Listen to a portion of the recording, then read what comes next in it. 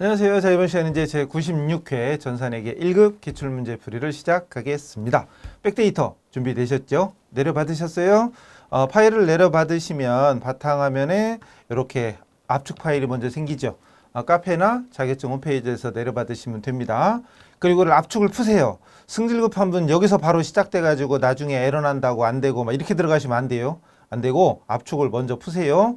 압축을 먼저 풀면 이렇게 폴더가 생성이 됩니다. 제발 천천히 하셨죠. 그래서 기출문제 한 3회 정도는 무조건 강의 먼저 듣고 하시고요. 한 3회 정도는 강의 듣고 하시되 그 다음부터는 이제 어떻게 돌아가는지 알면 그 다음부터는 본인이 시간 재면서 풀어보는 것도 괜찮지요. 그죠? 어쨌든 폴더로 들어갑니다. 들어가면 이렇게 한글 파일이 96개 설치는 이렇게 했는데 요거 먼저 열어놓게 일단 열어놓으면 뭐 어쩌고저쩌고 뜨는데 일단 열어놓고 여러분 요거 줘요. 3교시라고 돼 있는 거 요걸 더블 클릭 들어갑니다. 그러면 요거 텍스라고 써 있는 파일 실행 파일이죠. 텍스라고 써 있는 실행 파일을 더블 클릭 해가지고 설치를 합니다. 설치를 하면 수험번호 입력하라고 나오잖아요. 그럼 수험번호가 이제 실제 시험 볼 때는 당연히 여러분 수험표에 있는 걸 보고 치는 건데 연습이니까 여기 아까 96회 설치 이렇게라는 파일로 내려가면은 여기에 회계 1급의 임시 수험 번호하고 감독관 확인 번호가 있지요. 실제 시험 볼 때는 USB 꽂으면 요게 뜹니다. 그리고 여기다가 수험 번호를 원래는 진짜인데 여기서는 가짜로 2111111인가? 1이 몇 번인가 귀찮죠. 예전에는 끝까지 1이었는데 왜 이렇게 만들었는지 1이 6개입니다. 1이 하나 6개 맞나? 1 6개. 그다음 2. 그리고 여기다 이름 본인 이름 치시면 돼요. 김대차. 저는 김대차고요. 그리고 설치 누릅니다.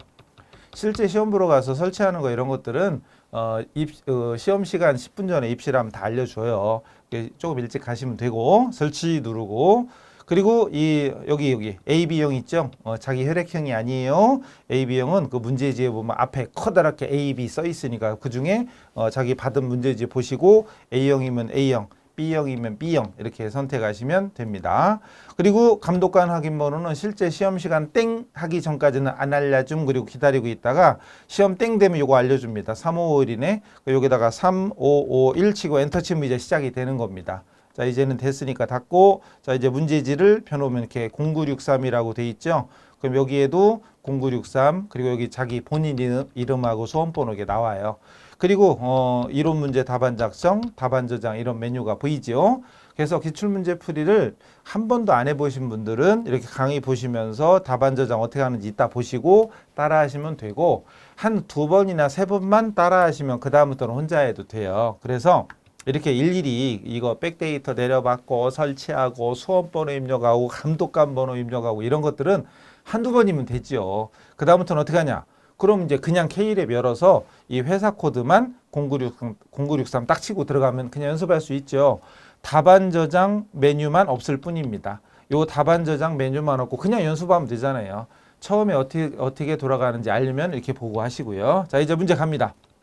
소담 패션, 스포츠 의류 등을 제조하여 판매하는 중소기업이다. 일단 이 회사가 뭐 하는 회사인지 한 번쯤은 알아둘 필요가 있어요. 이 회사는 그럼 스포츠 의류가 제품, 상품이 되는 거죠. 제조해서 판매하는 거니까 제품이죠. 그리고 2021년 1월부터 12월이고 어쩌고저쩌고. 문제 1번 기초정보관리 및 전기분 재무제표 10점. 회계 2급에서는 이 부분이 18점이죠. 근데 1급이니까 10점이에요. 10점. 자, 그리고 이제 1번 거래처 등록. 거래처 등록에 해당 탭에 추가로 입력해라. 99605로 입력을 하래요. 입력하면 되지 뭐. 거래처 등록이라고 돼 있죠. 자, 메뉴로 가서 거래처 등록 여기 있습니다. 들어가시오. 여기 일반 거래처냐, 금융기관이냐, 신용카드냐 확인해야 되는데 여기는 그냥 일반 거래처가 아니구나. 시티카드라는 카드네. 일로 와야죠. 신용카드로 와야 됩니다. 그리고 여기 와서 99605 엔터. 그리고 시티카드 있는 대로 치면 되고요. 매출카드냐 메이카드냐 보니까 유형이 메이카드입니다. 그럼 번호로 2 누르거나 마우스로 클릭하거나 그리고 여기 사업자 등록번호 신나게 치면 안 나오죠. 안 나와요. 여기다 대고 계속 치는 사람 많아. 환장하게. 문제 보면 카드 번호입니다. 카드 번호 여기 그래서 9410 그리고 그 옆에 빼기 표시를 하냐 안 하냐 이건데 하라 그랬죠. 물론 시험 볼 때는 안 해도 되지만 안 해도 맞다고 해주지만 일단 하세요. 문제지에 있는 대로 하시면 됩니다. 그다음 0900 빼기 그 다음에 5580 빼기 그 다음 뭐요 8352 치는 게 좋아. 왜냐하면 빼기 표시 안 하면 숫자로만 따다다다 있으면 자기도 보기도 힘들고 구분이 어려워요. 치세요. 그 다음 카드 종류는 아까 문제지에 보면 여기 사업용 카드라고 나오죠. 여기 사업용 카드, 즉 법인카드 얘기하는 거예요. 숫자로 3 또는 마우스 클릭, 숫자로 3 또는 마우스 클릭. 나머지는 없지요. 사용 여부 여가 어디 갔니? 사용 여부는 어디 갔지? 이건가? 여로 기본적으로 돼 있고요. 나머지는 없네요. 만약에 카드 소유 담당이나 결제 계좌, 결제 계좌 나온 거 본 거 같은데 언제? 이것도 있으면 여기다 치면 되지. 만약에 은행, 무슨 은행, 한국은행, 아니 국민은행 뭐 이런 식으로 문제 나오면 치면 됩니다. 계좌번호 있으면 치면 되죠, 그죠? 이 빼기 이렇게 치면 돼요. 있으면 치면 됩니다. 물론 없으니까 안 하면 되는 거지요. 그다음 신용카드사 어디냐 이런 것도 있으면 치는데 여기는 일단 없은 게 넘어가면 됩니다. 끝. 요까지예요, 요까지 끝. 나갑니다. ESC. 자, 두 번째 문제. 이번에는 계정 과목에 대하여 적요를 추가적으로 등록하래요. 이 메뉴가 뭐예요? 계정 과목 및 적요 등록이잖아요. 그래가지고 설라문에 요게 계정 과목 및 적요 등록. 이 메뉴를 모르신다. 그러면 회계 2급 갔다 오세요. 그럼 문제에 보니까 코드 번호가 0819라고 써있죠. 그럼 여기다가 대고 819 앞에 0은 무시하는 거죠. 맨 앞에 있는 0은 안 쳐도 됩니다. 819 임차료야 임차료. 여기로 와가지고 설라문에 대체적요 여기 현금적요하고 대체적요 여기죠. 먼저 현금적요부터 7번 그래서 갔다가 공기청 뭐요 청정 뭐 어디 갔어요? 기 임차료 지급 사이띄기도 문제에 있는 그대로 치면 되죠. 이거 뭐 띄기 이런 거 붙여 띄고 뭐 이런 거 신경 쓰지 말고 보이는 대로 치면 됩니다. 그다음 대체적요네. 대체적요란으로 가가지고 이것도 밑에 7번이네요. 7 엔터 치고 뭐라고 쳐요? 공기청정기 임차료 미지급 엔터 치면 끝이죠. 다 했으면 ESC 나오면 됩니다. 그 다음에 전기분 재무제표 문제도 요즘 시험에는 거의 매 시험 나옵니다. 전기분 재무제표 관련된 부분을 수정하시오라고 돼 있고 운반비가 500번대. 500번대면 제조원가 명세서입니다. 근데 틀린 금액과 올바른 금액 공 하나가 빠졌네. 입력 오류래. 금액을 잘못 적었시오. 자, 먼저 500번대니까 500번대면 메뉴 와가지고 설라문에 여기입니다. 여기 원가 명세서, 제조원가 명세서부터 가야 돼요. 800번대면 손익계산서. 뭔 소리가 못 알아들으면 기출문제 풀지 마시고 실기부터 하고 오세요. 실기 강의를 이론과 실기 강의만 충분히 2회독, 3회독 이상 하시면 기출문제는 2회, 3회만 풀어도 합격하고도 남아요.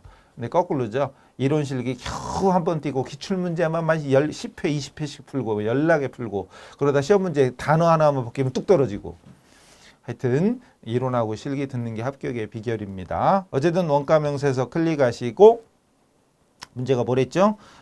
계정 과목 운반비야. 근데 운반비가 이미 입력이 돼 있는데 공 하나가 빠진 거예요. 맞는 금액이 660만 원이죠. 공 하나만 더블 클릭해 가지고 뒤에다가 입력해도 되고요. 아니면 여기다 6600 플러스 엔터 입력해도 됩니다. 아이고, 여기에 제조원가가 일단 보세요. 660이었을 때 제조원가가 300660이었는데 여기를 6600 플러스 엔터 딱 바뀌는 순간 306600으로 바뀌었죠. 요거 메모. 그래서 다 여기다가 여러분은 딴 거 말고 요거 하나만 메모해 두면 나머지는 이제 지금부터 뺑뺑이 돌리는 거죠. 원손 이제 기억납니까? 원손 이제 갑니다. 306600이에요. 306600 나갑니다. 아니면 오른쪽 구탱이로 밀어놔요. 이렇게 밀어놓고요. 그 다음 메인 화면 가서 원 다음에 손이니까 손익계산서를 열어가지고 설라문에 여기 당기순이익이잖아요. 여기 당기제품 제조원가 이 제품 매출원가에 여기 단기 제품 제조원가를 여기 306600 어쩌고잖아요. 여기다가 306600 플러스 엔터 치면은 매출원가가 바뀔 거야 아마. 매출원가가 바뀌죠. 그러면서 여기 당기순이익도 바뀌죠. 자, 이건 됐고. 그럼 당기순이익. 요것도 원래는 메모. 근데 메모 안 해도 되죠. 뭔 소린가는 이 실기 강의 들으면 아실 거예요. 93400 원래는 메모하는 건데 필요 없고 그냥 원손 잉여금 처분 계산서 가가지고 설라문에 요거를 바꿔야 되는데 요 금액이 요거 불러오기 누르면 불러오기 누르면 바뀝니다. 그래서 934로 바뀝니다. 뭐 9034였나 이렇게 돼 있었죠. 바뀌었죠. 그리고 이 마지막 요 숫자 메모. 요 숫자 메모 116400 메모. 요 116400 요걸 메모하는 거죠. 문제지. 맞아. 여러분 답 보고 하시는 분들 답지 이거 파일을 열어놓고 하시는 분도 있죠. 이번에는 답 있는 걸로 그냥 열어놓고 하는 거예요. 그냥 116400 메모. 그 메모할 건 요거하고 요거만 메모해두면 요게 맞으면 맞는 거죠. 뭐. 그래서 116400 이거 메모해가지고 어디로 가요? 일단 닫고 어디로? 재무상태표 원손 이체니까 원손 이익잉여금 잉잉 그다음 마지막이 재무상태표 그리고 대변의 맨 밑에 두 번째 있네. 여기 2월 이익잉여금을 아까 메모하는 116 얼마였죠? 116400 그거를 가지고 어디 갔니? 116400 그걸로 바꿔주면 요 차액이 사라질 겁니다. 116400 플러스 엔터 치면 요 차액이 사라졌죠. 끝난 거죠. 됐습니다. 이래가지고 뺑뺑이 돌리고 4점이죠. 뺑뺑이 돌리고 4점입니다. 그래서 원손이제는 회계 1급 하는 사람들은 기본 필수입니다. 넘어갑니다. 자, 이제 제일 중요한 게 이거죠. 일반전표 입력. 일반전표 입력이 18점입니다. 6문제. 메인 매출 전표도 6문제. 전표 입력이 총 36점. 제일 높죠. 갑시다. 1번. 국민은행에서 2021년 8월까지 상환하기라고. 이 문제가 2021년 문제고 이게 6월달 문제인데 8월까지니까 3개월. 6, 7, 8. 어쨌든 몇 달, 지금 7월이구나. 7월인데 8월까지니까 한 달 정도밖에 안 돼요. 결국은 단기죠. 500만 원을 차입했대. 결론은 단기 차입금이에요. 그죠? 그리고 즉시 썸메이 미지급금을 지급하였다. 뭔 소리래? 차입금, 돈을 빌려서 미지급금을 갚은 거예요. 미지급금을 갚는데 돈이 없어서 국민은행에서 빌린 거지. 그럼 일단 어느 것부터 하든 상관없지만 차입 이걸 먼저 하자면 부채 증가하잖아요. 부채 증가는 대변에다 단기 차입금. 왜 단기 차입금인지. 아까 7월이고 이게 8월이니까 단기 차입금이고 그리고 국민은행한테 빌려온 거니까 국민은행 거래처 걸고 그래서 썸메이 미지급금을 갚는 거니까 미지급금이라는 부채의 감소 차변. 이 분계를 쓸 거예요? 저 같으면 하나도 안 씁니다. 이미 문제에서 미지급금 보이고 차입했으니까 이게 단기 차입금이라고 분석이 됐잖아요. 7월부터 8월 이렇게 되니까 만약에 이게 2022년이었어. 2022년이었으면 이 문제는 2021년 문제입니다. 근데 2022년이었으면 이걸 장기로 바꾸면 되잖아요. 그걸 알고 있으면 되지. 이거 메모하는 건 시간 낭비. 그러니까 문제 읽자마자 자 이제 바로 갑니다. 그래서 저 일반전표 입력 문제 일반전표 여기 있죠.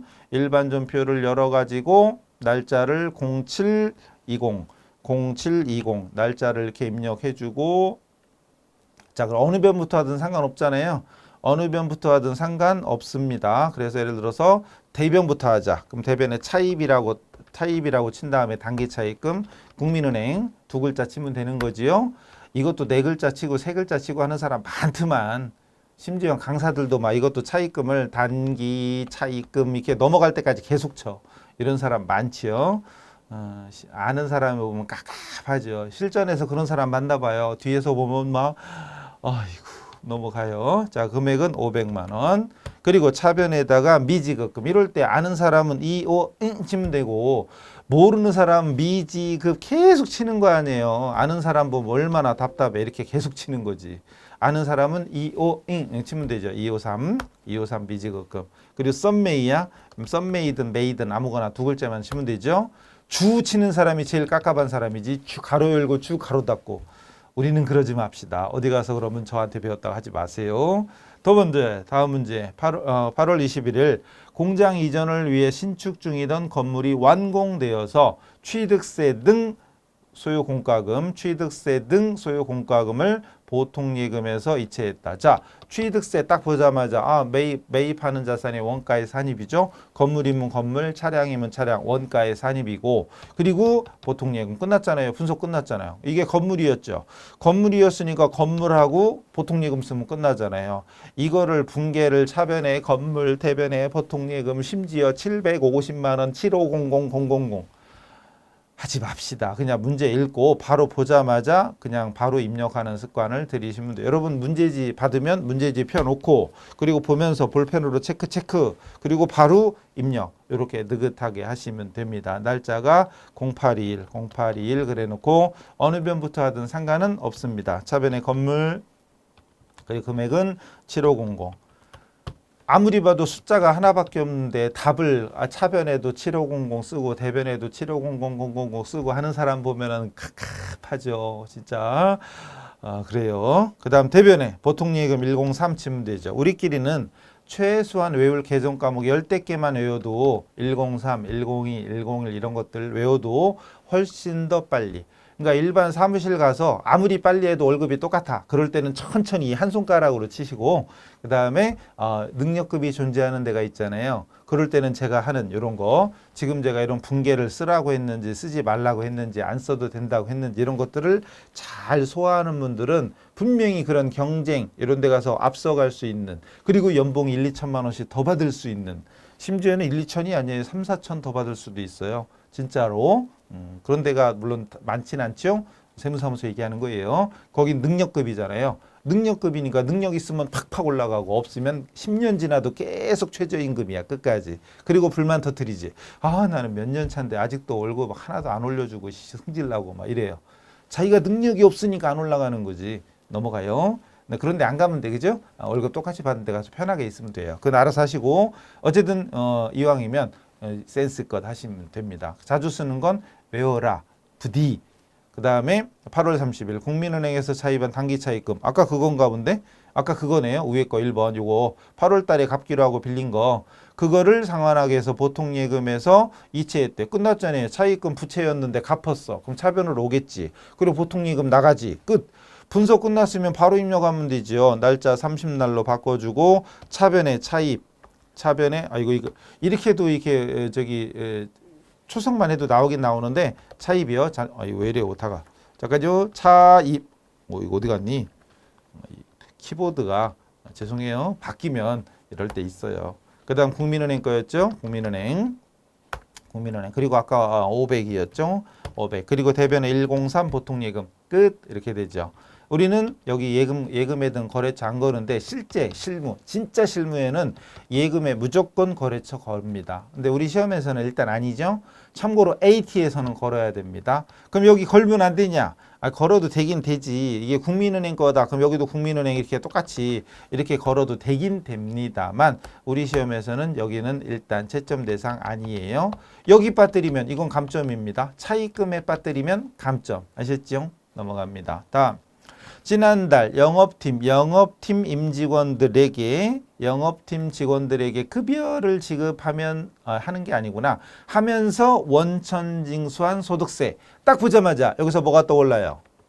예수금, 254 예수금 이것만 떠올랐으면 얘기 끝난 거지. 그죠? 그리고 BC 카드. 카드로 납부했어? 카드로 지급했어요. 그럼 미지급금이죠. 그래서 차변에 예수금 없어지는 예수금이 원래 대변에 있던 거 아니에요. 뭔 소리지? 그런 분들은 기출문제 풀면 안 돼요. 이론하고 실무를 먼저 하고 오세요. 자, 이 순간 바로 그냥 입력하면 돼요. 날짜 ESC 화살표 0910 10 이런 10 그래 놓고 254 예수금이 없어지는 거. 차변부터 해야지. 차변에 254 예수금이 없어지는 거예요. 지난달 월급 줄 때 차변의 급여 대변의 예수금하고 거시기였다가 그 예수금이 없어지는 거지요. 차변에 그래서 16만 원이고 그리고 대변에 카드로 결제했으니까 이럴 때는 253 미수금 그리고 BC 카드가 되겠죠. BC 카드 끝났습니다. 여기서도 거래처 빠뜨리면 감점. 거래처 빠뜨리면 감점, 마이너스 1점 이렇게 됩니다. 그래서 이 문제 보면서 이걸 떠올린 사람은 이 분계를 쓰는 건 시간 낭비고 이걸 읽으면서 예수금 안 떠올랐다. 그럼 안 떠오른 사람은 분계 쓸 수 있을까? 어차피 못 쓰잖아요. 그럼 이걸 왜 쓰고 앉아 있어 진짜. 깝깝하죠. 문제만 읽고 그냥 바로바로 입력하시면 이거 입력한 사람은 채점 안 해도 맞은 거고 입력 못하는 사람은 채점한다고 맞아요. 말이 안 되는 거죠. 어쨌든 그러니까 이거 쓰는 거에 목숨 걸지 마시고 문제 딱 보자마자 예수금 떠올리고 뭐 미지급금 이건 너무나 당연한 얘기니까 자 이런 식으로 이론 공부나 실기 강의만 잘 소화하시면 메모하는 거 아무 의미가 없습니다. 다음 영통에서 제품을 판매하면서 발생한 운송비 매출은임이야. 매출운반비니까 딱 보자마자 이건 800번대 매출 운반비죠. 운반 824 2424 운반 2424 이삿짐 2424 있잖아요. 몰라도 되거든. 어쨌든 운반비죠. 매출할 때 운임이니까 운반비 824 운반비고 보통 예금으로 지급했다. 끝. 이걸로 끝났잖아요. 이거 분계 뭐하러 쓰고 있어. 그냥 운반비 떠올리고 보통 예금 나갔다. 끝난 거지. 그대로 냅다 입력하면 됩니다. 날짜 10월 22일 ESC 화살표 1022 그래놓고 차변에 운반 빨리 이사 운반비 써주면 되고 아니면 여기 운반이라고 치는 거죠. 운반이라고 치고 800번대로 내려오면 됩니다. 금액은 15만 원. 그리고 대변에 보통 예금 103을 못 외워가지고 보통 치고 물론 그래도 답은 맞지만 좀 깝깝해 보이지요. 그 다음 사채가 나왔다. 사채 액면 2천만 원 상환기간 3년 발행가액 2,200원 얼라리 액면은 2,000인데 발행가액 2,200이면 할증 발행했죠. 할증 발행했습니다. 할증 발행이고 납입금은 보통 예금했다. 할증 발행하고 납입금은 보통 예금 됐어요. 끝났죠.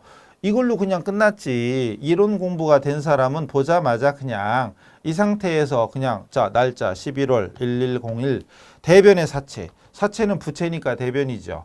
그러니까 대변의 사채를 분개할 게 아니라 그냥 입력하면 되는 거예요. 그리고 사채는 반드시 액면가로 적어라. 2,000 그리고 차변에 보통 예금으로 돈이 들어왔는데 금액은 2,200입니다.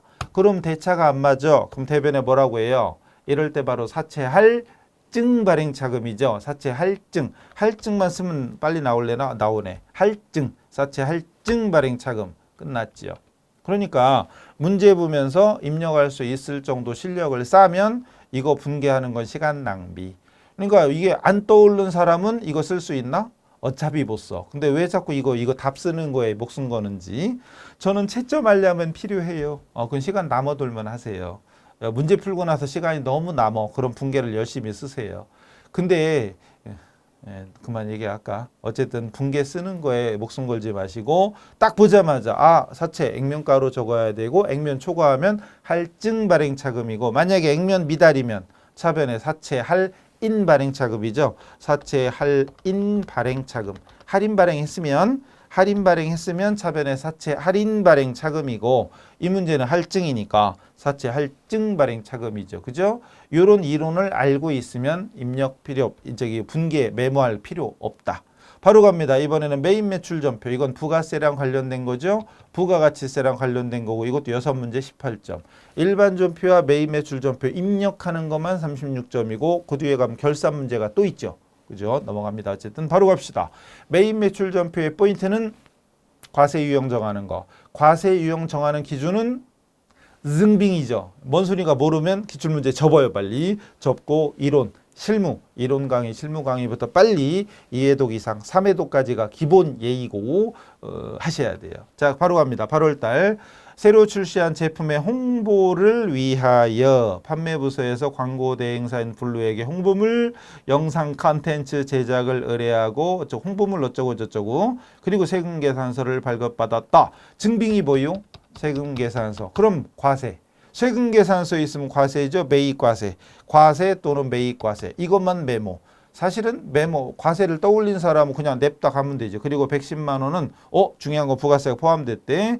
110만 원은 8월 31일 날 지급하기로. 올날이 8월 3일인데 말일 날 지급하기로. 안 줬네? 안 줬으니까 미지급. 근데 문제에 써 있어. 미지급 공개정을 사용할 것이라고 써 있습니다. 그럼 이제 메인 화면 가서 메인 매출 전표를 찍어야죠. 메인 매출 전표 찍은 다음에 날짜가 잠깐만요. 날짜가 8월 3일. 더 줄여야 되겠다. 더 안 줄어드네.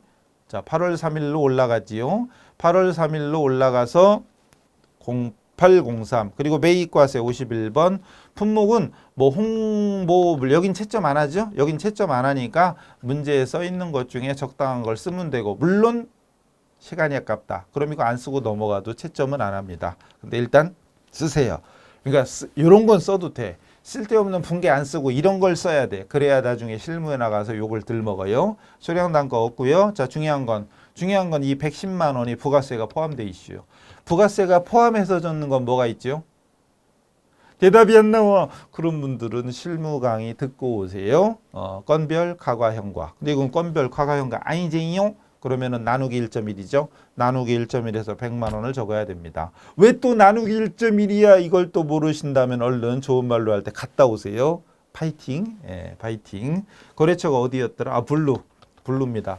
가로 열고 주 이런 식으로 하지 맙시다. 우리 블루 그리고 전자라고 있으니까 계속해서 분계는 여기 현금이나 전액 현금이나 외상 아니고 이거 재고자산 거래도 아니니까 이런 건 당연히 혼합입니다. 3번 혼합 주시고 그리고 이거 왜 안 올라오지? 어쨌든 여기 기본 세팅이 원재료인데 원재료를 광고로 바꿔줘야 되잖아요. 광고 선전비로 바꿔줘야 됩니다. 광고 선전비로 바꿔주고 줄 바꿔서 대변에 미지급금 이렇게 되겠죠? 끝났습니다. 근데 여기서 왜 문제에 미지급금이라고 써 있느냐? 보통은 이렇잖아요. 우리 시험은 관대하기 때문에 차변이 비용이죠. 차변의 광고 선전비라는 비용이기 때문에 보통은 대변에다가 또는 미지급 비용 이렇게도 맞다고 해줄 때가 많았죠. 근데 지금은 안 되지. 왜? 문제에 미지급금이라고 써 있으니까. 근데 만약에 이 말이 없었으면 미지급 비용도 맞다고 해줍니다만 어쨌든 이 문제는 안 되죠. 말 잘 들어야 돼. 또 미지급 비용 썼다고 미지급 비용 써도 돼. 이렇게 듣지 마시고 들리는 대로 듣지 마시고 잘 들으세요. 이 문제는 이렇게 써 있습니다. 그럼 여기서는 미지급금만 정답입니다. 이 말이 없었으면 미지급 비용도 맞다고 해주겠지만 그래도 미지급금 써주는 게 정답. 아셨죠? 넘어가요. 두 번째 8월 삼성에다가 제품 팔았대요. 그리고 세금계산서 발급했대. 그럼 이것만 봐도 과세죠. 그럼 여기 날짜 있는 데다가 여러분은 문제지에다가 과세 이렇게 메모하면 되죠. 또는 11번 과세 또는 매출 과세. 어쨌든 과세 떠올린 다음에 대금은 7월 달에 보통예금으로 수령한 계약금. 계약금 받았대. 계약금을 이미 받았었나 봐요. 계약금을 받았었고요. 나머지는 삼성이 발행한 어음 만기는 21년 10월 달에 어쩌고 저쩌고 해서 받았대. 이게 잠깐만요. 이게 왜 넘어갈게요. 저는 넘어갈게요. 다시 와서 그러면 결국은 어디 갔니?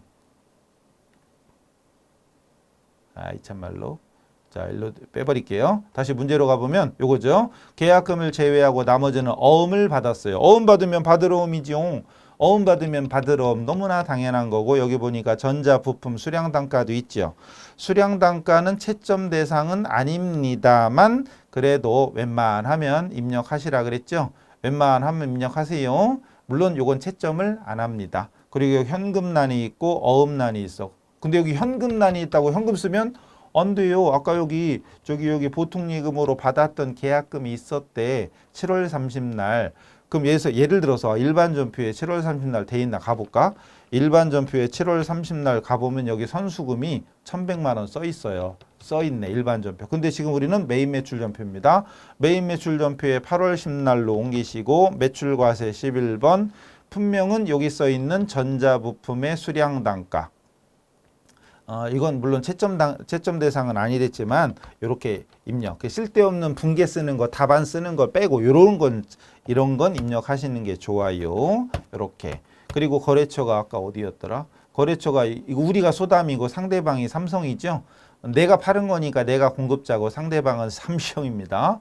그래서 거래처가 삼성 상해였지요. 그리고 전자여 1번. 분계는 혼합. 2개 이상 나오니까 혼합이죠.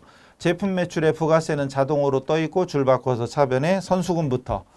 요 계약금 할 때 선수금이 떠올랐어야 되는데 이게 선급금인지 선수금인지 헷갈린다. 그럼 곤란하겠죠. 근데 이게 선수금인지 선급금인지 헷갈리는데 분계는 쓸 수 있나? 어차피 분계 쓰는 게 중요한 건 아니라는 거 1도 중요하지 않습니다. 차변에 선수금 금액은 1,100.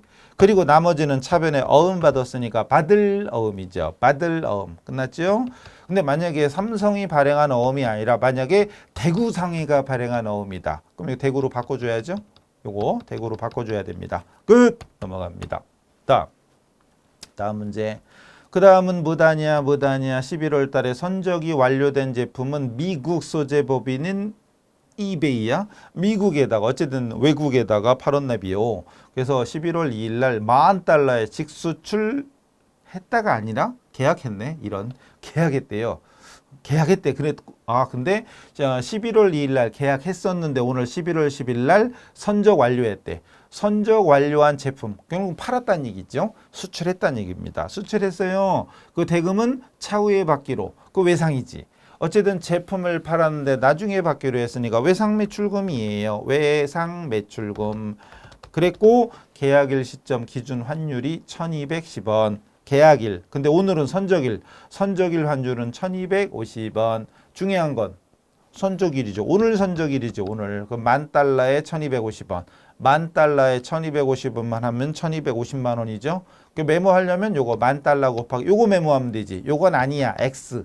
계약일 환율이 중요하지 않아. X. 우리는 선적일 환율이 원칙이잖아요. 요거요.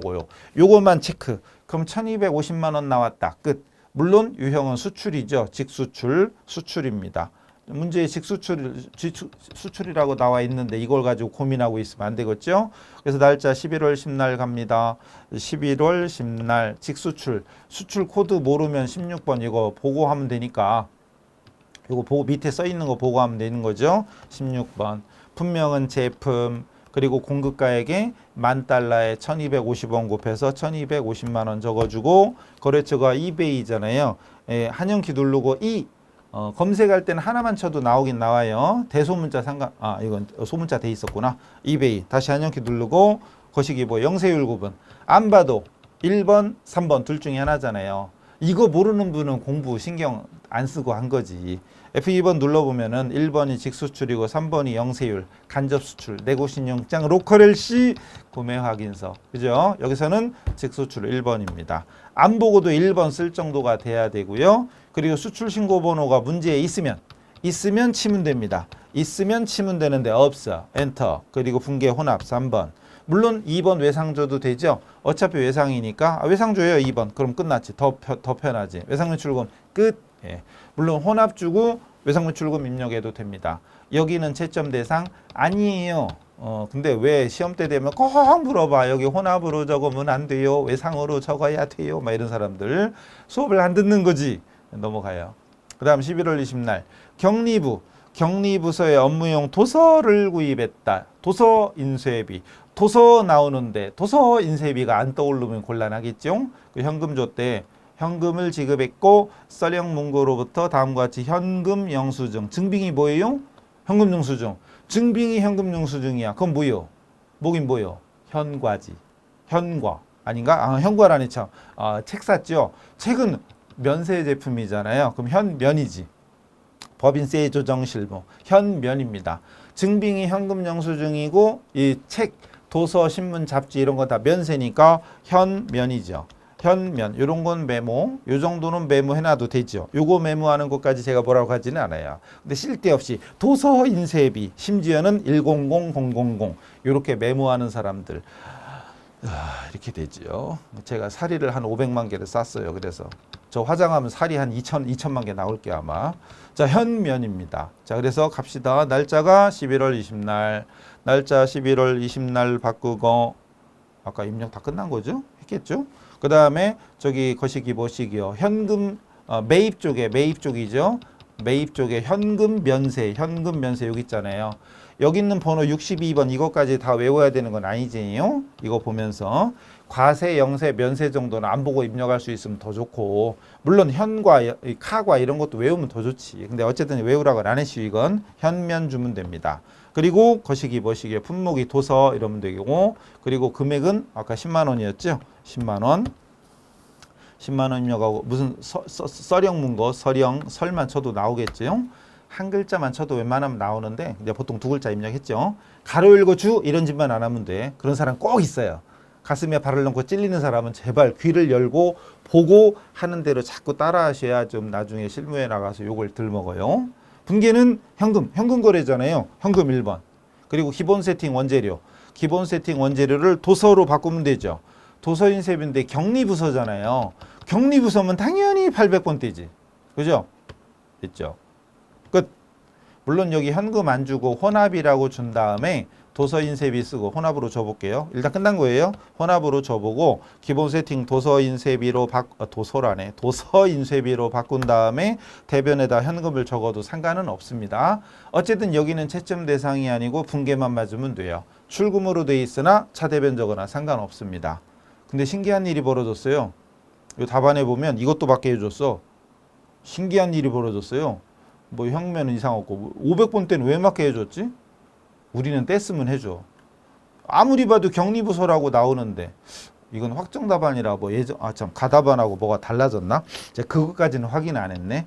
격리부서면 아무리 봐도 800번 때지 500번 때는 도대체 누가 어떻게 때를 썼는지 가답안을 볼 거 그랬나? 죄송해요. 어쨌든 우리 시험은 너무나 관대해. 이건 말이 안 되는 거예요. 어쨌든 격리부서잖아요. 생산부서도 아니고 공장 현장도 생산 현장도 아닌데 이걸로 500번대를 인정해 줬는지도 모르겠어요. 우리는 떼쓰는 사람 되지 말고 그냥 맞추는 사람이 됩시다. 아셨지요? 넘어갑니다. 다음 내구신용장 딱 보자마자 영세 떠올라야지. 영세 수출용 제품에 필요한 원자재를 현으로부터 매입받고 그리고 영세율 세금 계산서 나오죠. 아까 내국신용장 보자마자 영세를 떠올리자고 그랬고 영세율 세금 계산서를 봐도 영세죠. 어쨌든 영세야. 물론 매입했으니까 매입 쪽에 영세, 매입 영세 아니면 영세만 기억해도 되지요. 그리고 매입 금액 전액을 어음 발행했대. 어음 발행하면 지급보험이죠. 지급보험입니다. 어음 받으면 받으러, 어음 발행하면 지급보험. 이거 모르는 사람은 회계 이급해야지. 자, 바로 가면 됩니다. 그래서 자, 날짜 11월 30날 그래 놓고 매입 쪽에 영세를 찾으면 되죠. 매입 쪽에 영세 52번. 분명은 원자재. 문제에 있는 대로 치면 되니까. 그리고 금액이 1,000만 원이고요. 거래처가 거시기 현우. 가로 열고 주 이런 짓 하지 말고 현우 전자여 1번 분계 혼합 3번 그래놓고 기본 세팅 원재료 땡큐 줄 바꿔서 대변에 지급어음 끝 됐죠? 넘어갑니다. 다음 문제는 당사가 생산한 제품 원가는 35만 원인데 시가가 50만 원이고 부가세는 제외된 금액이래요. 부가세는 제외된 금액이고 거래처에 선물용으로 제공했대. 거래처 직원. 중요한 포인트는 거래처. 자, 근데 이 문제의 핵심은 어딜 봐도 증빙은 없죠. 메인 매출 전표 핵심은 증빙 찾기. 증빙을 찾아야 과세 유형을 정하니까. 근데 여기는 아무리 봐도 증빙은 없어. 그런데 거래 내용을 분석하니까 결론은 우리 회사 제품을 거래처 직원을 위해서 썼네. 접대용으로 제공했네. 전문용어로 이게 뭐다요? 이게 뭐요? 뭐긴 뭐요? 이게 간주 공급이죠. 간주 공급의 사업상 증여. 거래처를 위해서 쓰는 거니까 사업상 증여죠. 간주 공급입니다. 간주 공급이니까 과세 유형은 건별이죠. 건별의 핵심은 과세 표준은 시가로 해야 됩니다. 무엇이라고요? 과세 표준을 시가로. 제가 하는 말이 중국말처럼 들리는 분들은 조용히 얼른 책 덮고 이론하고 실무를 더 하고 오세요. 그래야 한 방에 합격할 수 있습니다. 과세 표준은 시가입니다. 그러니까 여기 시가 50만 원 기준. 이 50만 원을 기준으로 과세 표준을 산정해야 되는 겁니다. 그리고 자, 메인 매출 전표 입력할 때 아까도 한번 지나갔는데 과세 건별 가과현과. 건별 가과현과는 부가세 포함된 공급 대가로 적어야죠.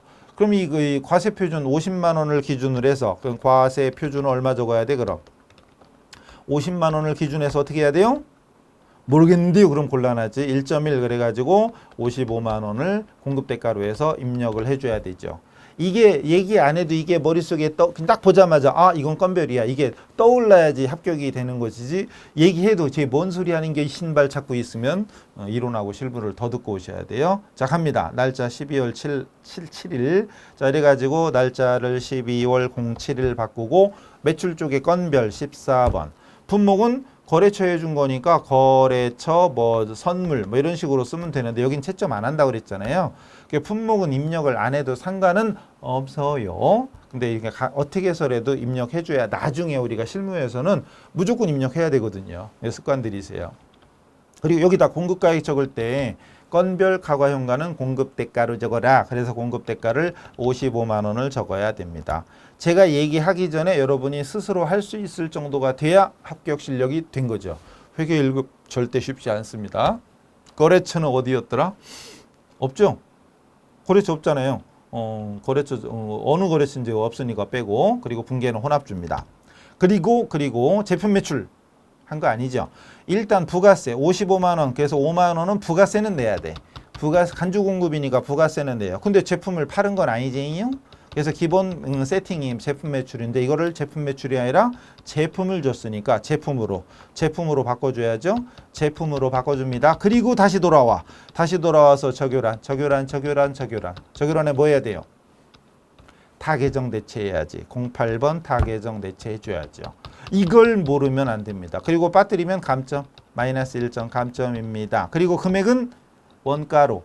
자, 공급가액은 과세표준 공급가액은 시가를 기준으로 했지만, 자, 위에 상단부는 부가세 신고 때문에 하는 거고, 이 하단부 전표 입력은 내부 장부죠. 따라서 내부상으로는 원가 35만 원짜리를 거래처에 준 겁니다. 그래서 여기 제품으로 바꾸고 타계정 대체 걸어주고 35만 원 바꿔줘야 되는 아주 스펙타클하죠. 문제가 이걸 해줘야 돼요. 그리고 차변에 813 접대비로 써주면 됩니다. 매출 거래처니까 800번대로 줘야 되고요. 만약에 원재료 매입처 뭐시라고요? 원재료 매입처면은 여기를 500번대로 바꿔줘야 됩니다. 513 아셨죠? 그리고 금액은 40만 원이 됩니다. 그래서 여기서를 굳이 메모한다면 이거죠.